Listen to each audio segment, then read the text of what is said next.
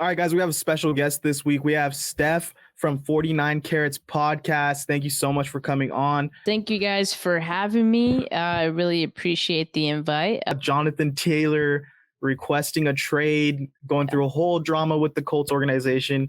Do you have any general thoughts on this owners versus running back pay gap situation?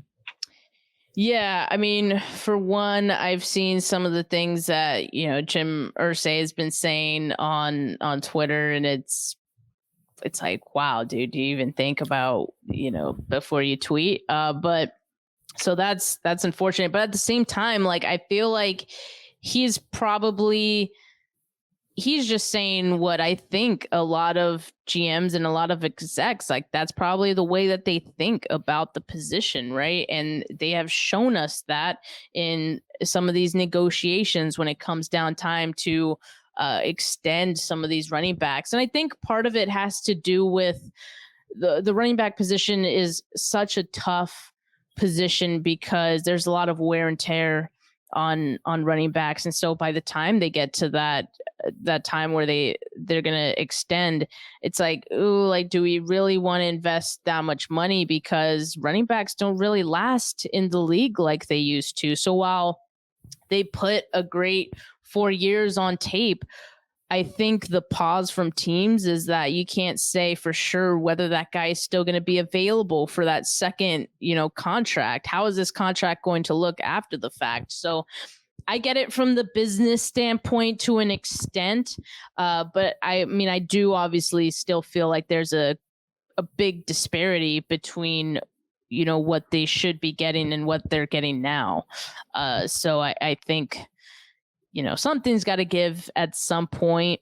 That being said, it is tough because this league is a league where someone's always ready to take your place. So for some of these running backs, if they hold out, it's always going to be a running back who's waiting for their opportunity. I mean, we saw the same thing happen with Le'Veon Bell, right? He held out and, he was an afterthought once that season got started and once it got going. And so it's tough for sure, because again, it's almost like when a union is on strike, there's always going to be someone who's going to be willing to take cents or however much they get paid. I forget what it's called. There's like a name for it. Scab. Scab. There's always going to be a scab who's willing to take that money, right? And will be happy to take your job in the interim.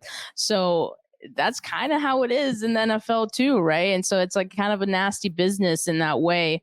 But yeah, I think hopefully we see better contracts for running backs in the future.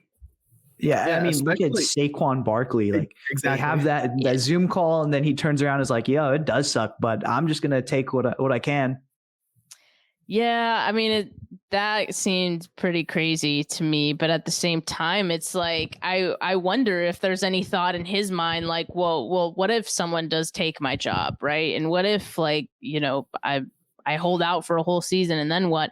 There's so much, I guess, like, built into the CBA that makes it hard for players to hold out too, where, they're now losing out a bit if they do, and it hurts them in the long run. So yeah, it's tough. It's a nasty business.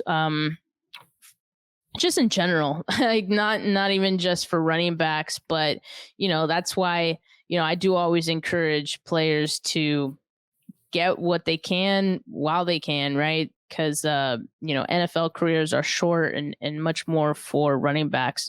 So I have some empathy for them for sure. Yeah, it felt like for a second there, Saquon was going to be the go-to guy of I'm going to hold out and we're going to reset this running back market. We're going to stand together.